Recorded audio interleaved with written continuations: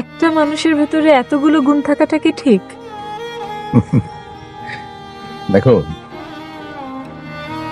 আমি সুনির্দিষ্ট কিছু কাজ করি,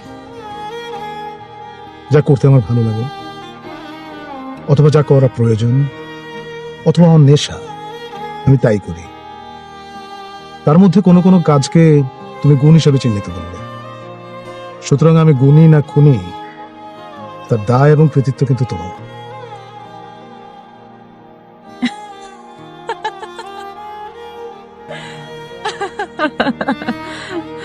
আপনি কিন্তু আবারও সুন্দর করে একটি সুন্দর কথা বললেন। আপনি খুনি হতে যাবেন কেন? আপনি একজন গুণী মানুষ। আমার সম্পর্কে কতটুকুই বা জানো তুমি? কিছু কিছু মানুষ আছে যাদের অল্প দেখেই অনেক দূর জানা যায়, বোঝা যায়। আপনি তেমন একজন মানুষ। কত না